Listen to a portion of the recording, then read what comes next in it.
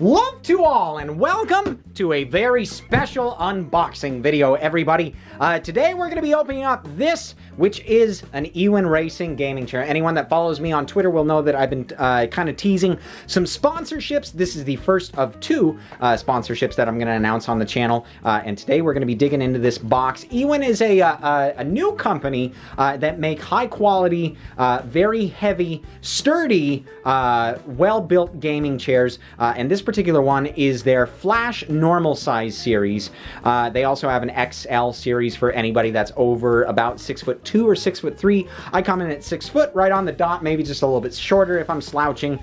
So this was the chair for me. I did just realize it says do not cut, but I don't know how to get into that without one of these. So we're just gonna be as careful as we can possibly be. Stuck a little bit more right here. All right, I think that this is it. We should be able to just kind of get in the, there we go. Yeah, all right, let's see what's inside.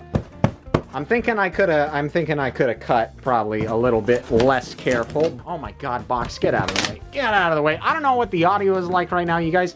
Hopefully it sounds good. If it doesn't, I'm gonna dub audio over the top. Oh wow, that is metal. Okay, getting into the oh my God, I'm so excited. I got the backboard right here. It's stuck in the armrest. Can I do this with one hand? How does freaking everybody do this? Oh my God. Oh, yeah, baby. All right.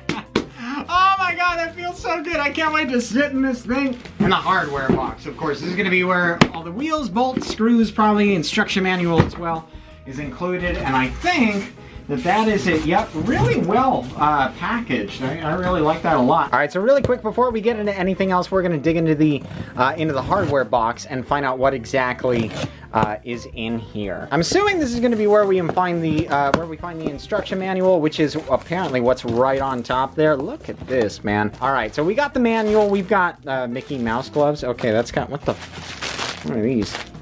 Okay, gloves probably for assembly. Come on, camera, I know you can focus. I know, there we go, there we go. Yeah, gloves probably for assembly or something like that. Moving on, we've got wheels, obviously. It looks like they are, they're all black. Okay, I heard rumors that the wheels would end up being like the color-coded to where if you got a red chair, you got red accented wheels, but I personally don't mind. I like the black wheels. Looks like this is the hydraulics right here, I would imagine. We've got a cover of some sort, I believe, and then the actual, the attachment that goes to the bottom of the seat, which gives you the lever and obviously all the hydraulic functions. All right, so just a general recap. Here's what we got inside of the case.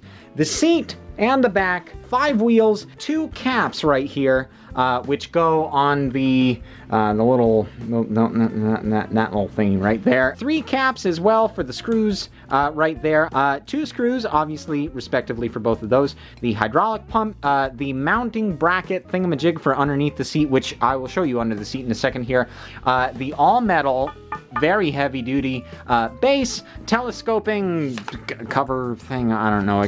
And, oh yeah, of course, the gloves and the instruction manual, all very professionally packaged. Doesn't appear to be any damage on anything, but we're going to take a good look over everything as we assemble it. We got to get the authentic experience here, you guys. I mean, if they send you gloves, I mean, you got to put them on, right? They've got these, like, they got these little tactile grip things. Please read through the instruction manual before attempting to assemble the product. I'm on it. I'm on it. Step 3, please wear gloves included. I am way ahead of you instructions. Do not place any heavy object on the armrest. What about that? Yeah. Keep the chair away from fire. Keep everything away from fire. The chair is only to be used by children with the supervision of an adult. Mom! Mom, can I use the chair? Ah, damn, like they laid it out and everything. I should have laid it out like that. Then it'd be consistent. Ah, damn. Creative hindsight. That gets you every time, man. Every time. Step 1.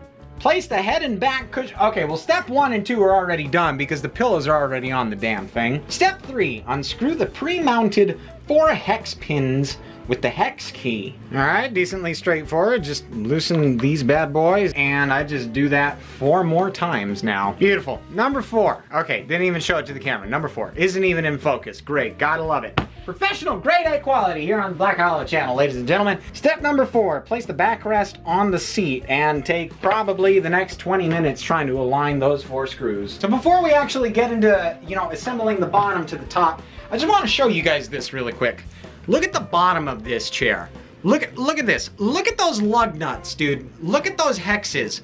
Like this chair is not playing around. Look at the bands down here that give you a little bit of give.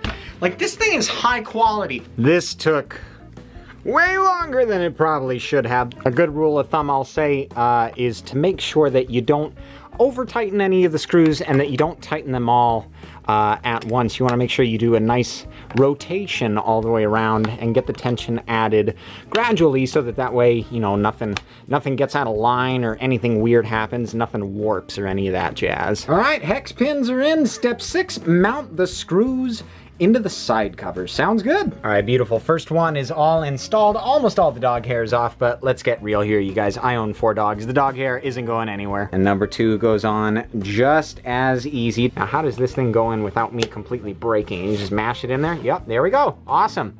10 out of 10. And any second, there we go. Beautiful. Can't forget it on the other side as well. She ain't done yet, but the pretty part's done at least. Now, we're gonna move on to the base. Anybody who's ever put together an office chair knows how these work. You just push in and wait for the snap, and it makes you feel like you're not strong enough to be considered a man. If you look at this, there is a handy dandy little out of focus, probably, front line, and even if it was in focus, you probably can't see it. Maybe if I can get a glare on it. But it basically says front right there on the actual unit, so that way the front of the chair goes over here. And 4. Beautiful. Alrighty, they are all tightened and ready to go. Step 10, simply install the wheels into the 5-star base by pushing them in one by one, which we have already done. Step 11, install the hydraulic system into the 5-star base. Alrighty. And so this, I think, just drops in there. Yeah, and oh wow, holy crap, it just it's like it belongs in there, man. Holy crap. I think once I put weight on it, it should stick it in a little bit more.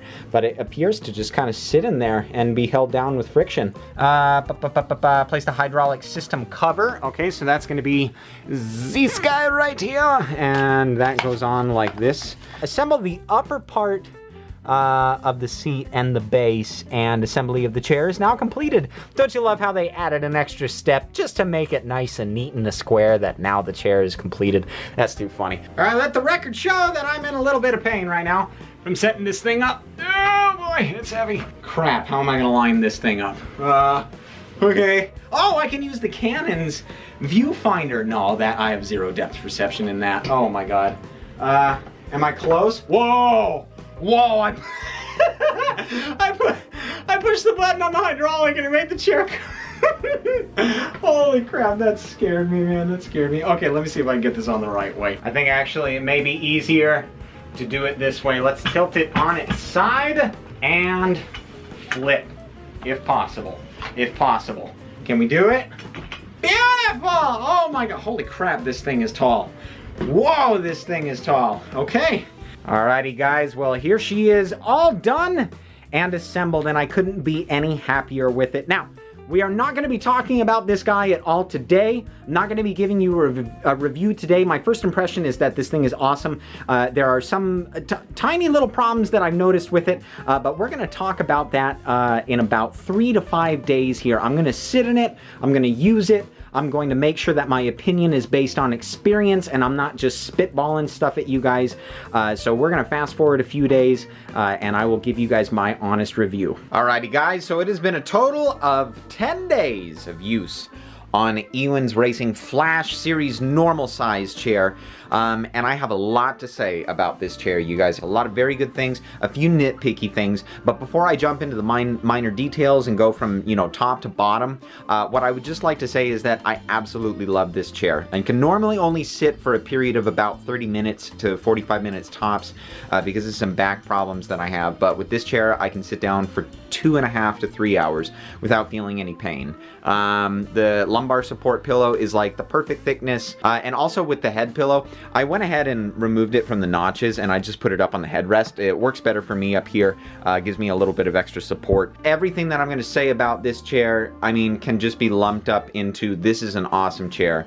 I appreciate it wholeheartedly from Ewin, and it's made a lot of very painful evenings bearable. Okay, so starting from the top, the material that the chair is made out of is I think it's PU leather or something like that. I'll put it on screen if I got it wrong, but it has a very it's got a really nice feel to it. The pillow, it's not too firm. It doesn't feel like it's been overstuffed or anything like that, but it also feels like it has quality foam in there that's going to hold up over time. Now, one of the nitpicky things, and since we're up here at the top, that I wanted to say was, if you look at the logo, it's just a little bit up, like ever so slightly. You guys, I have an eye for detail, so like, believe me, you probably wouldn't have noticed that if I didn't point it out to you, but that was just something that I did come to find. I love how it hugs you basically while you're sitting in it. It kind of makes you fall into the chair